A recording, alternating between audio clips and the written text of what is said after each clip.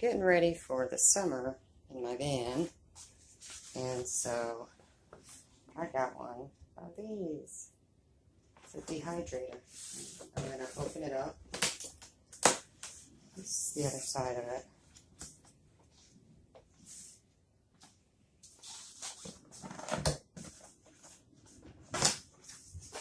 Now my thermoelectric cooler is not going to be able to work in the summer, so I'm planning on drying some food so that I can have stuff that may need to be refrigerated.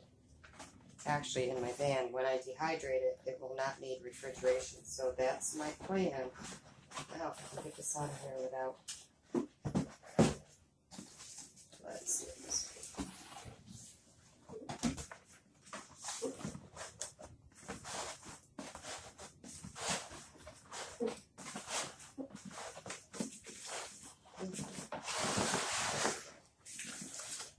Alright. So, whoa.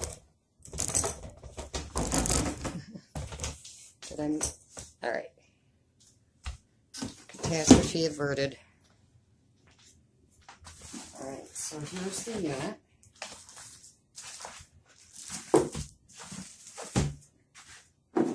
And this is the Dash Mini Dehydrator. It takes 240 watts. Now, I don't plan on using this when I'm not hooked up to shore power, because it does take many hours to dehydrate food. But this is it.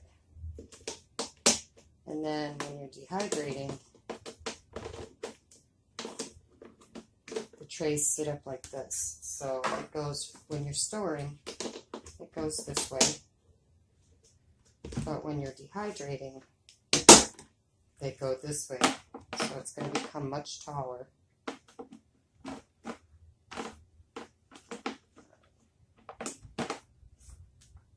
least that's what it says on the thing. Maybe I need to do it that way. Yeah, I think I need to do this way. I don't know what I'm doing wrong. Probably going to have to look at the instructions on this. So it doesn't seem like they're sitting on it right. That's a little better.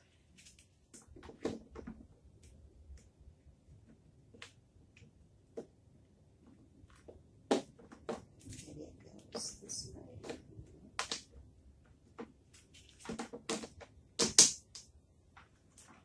Okay. There we go.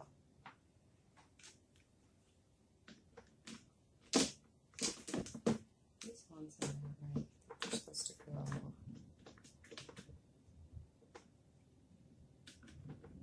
Alright, well, I'm going to mess around with this so I can figure out how these trays go, because I know it's supposed to be stored one way and dehydrate. Okay, that's right.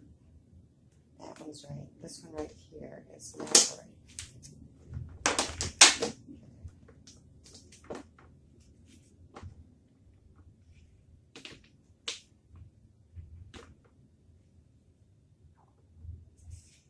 Let's see.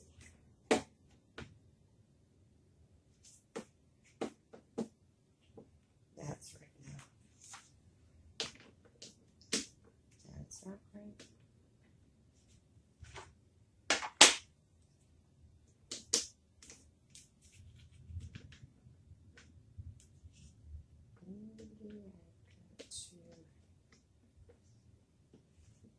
That one's not right.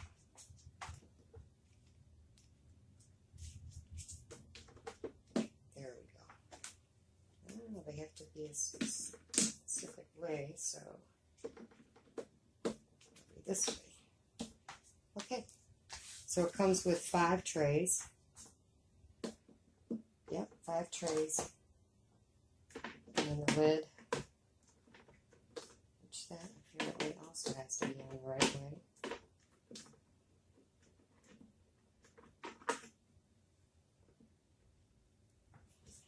And on the dial, it goes from 105 all the way to up to 165. And in my sticks and bricks house, I used to can and dehydrate all the time, so I pretty much know the times that I need to do things and how to prepare the food before you put it on the dehydrator. But what I'm going to do is I'm going to get this all washed up, and then I'm going to try doing some dehydrating. Okay, so stacked in the drying mode, it is 10.5 inches tall, and the unit is 8.5 inches wide, and this way it's 8.5 inches this way too. So in the drying mode, what did I say that measurement was? It's 10.5 inches tall.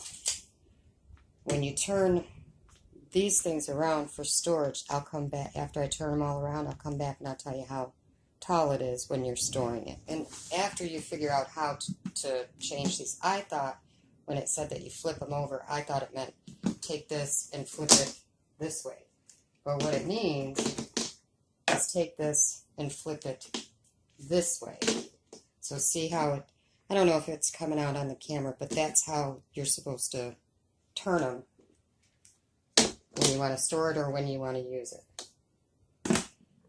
So now I've got it to the storage mode, and it was 10.5 when we were using it to dry, and it's 8.5 when it's in storage mode. So that gives you an idea of how much room you'll need if you decide to get one of these for your vehicle. But that's just a little bit on it. And oh, by the way, it is a different name than what I said. The name is actually the Smart Store Dehydrator. The dehydrator that I had at home was a lot bigger than this. It was one of those big round ones. But this is the perfect size because these trays can hold quite a bit. And you may not need to use all 5 trays, but it's nice to have the capacity if you need them. So I'm going to get started on the first item that I'm going to dry in here, and we'll go from there.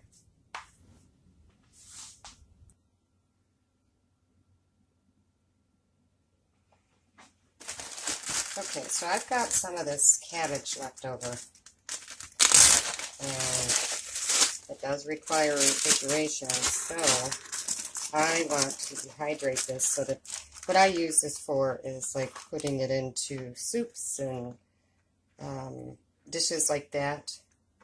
So I'm just going to load up these trays. And I'm doing this in my daughter's house today just because it's the first time I'm using this. I want to make sure that it's going to work correctly, and I'll be monitoring it.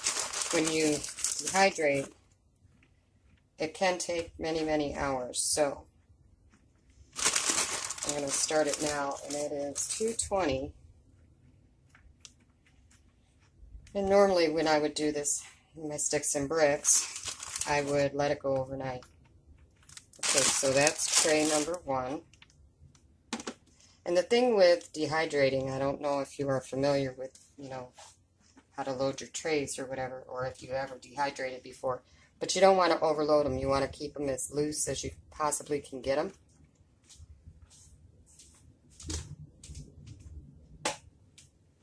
Here's tray number 2.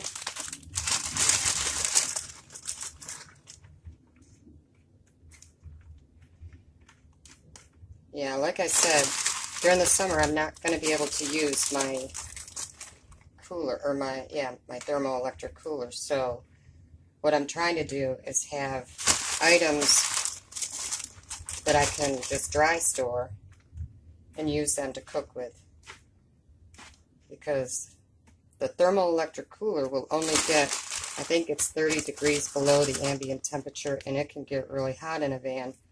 So, let's say if it's 90, it's only going to get me down to 60, and that's when your food will spoil and stuff. So, I'm trying to get ready for summer by being proactive. So I went and I ordered this, and we're going to test it out and see how it works. Put that in there. Yep. Tray number 3.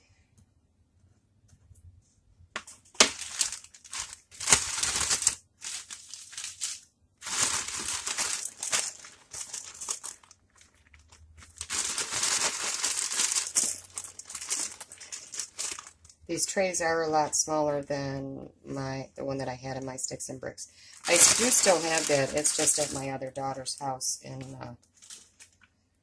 Illinois. So, but I need one anyways to take with me, so that I have it with me, and I can, if I'm pulled into a campsite where I have shore power, I will be replenishing my dehydrated food storage.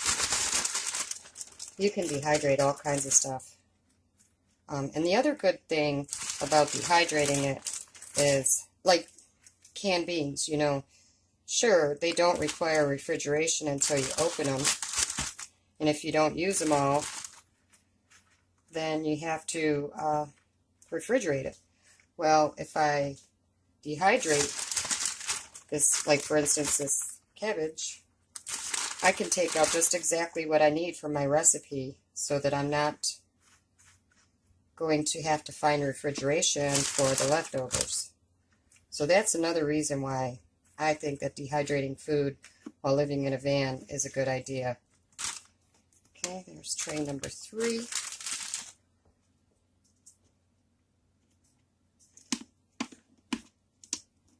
That's not the right way.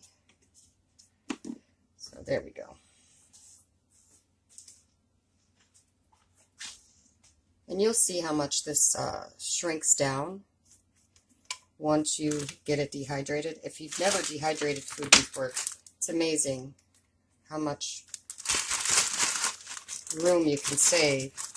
Now these bigger ones, I'm going to try to put these all on one, because they'll dehydrate differently, different times for them, because they're larger. So I'm going to try to just pick all that out. I'll save this tray onto the side and put all the bigger pieces like that onto the same tray, so that I can rotate the trays to get more even dehydrating. All right, I'm going to set that one aside and see if I can find any, if I come across any more. If not, that's all I'll put on there.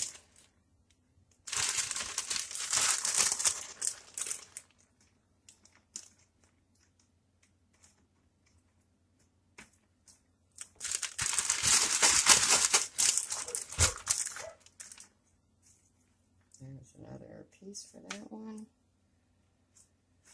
Alright, I'm going to take that one out. That doesn't look too good.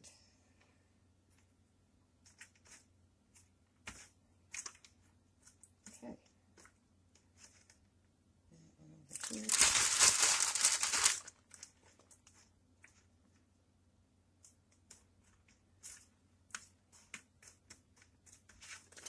And like I said, this cabbage can be used in soups, and I don't know if rehydrated cabbage would be good in coleslaw, but maybe that's something I'll try.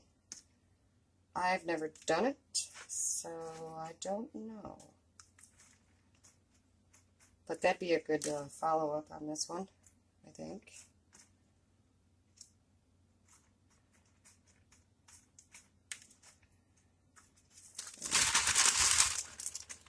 A little bit left in this bag.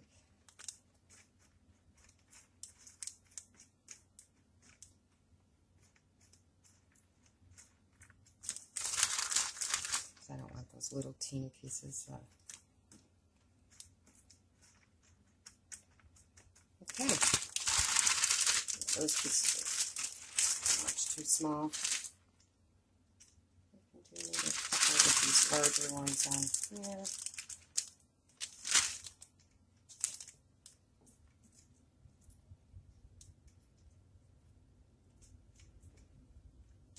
Alright. Now, I'm thinking this is probably going to take about 10 hours to dehydrate. And so that's why I say you probably don't want to do this unless you can be hooked up to shore power, because it will take a lot of, it'll drain your battery for sure. So we're going to try starting with the bigger pieces on the top, but later tonight I will come in and I will rotate these trays so that it'll give more even cooking. Okay. Now let me get this open.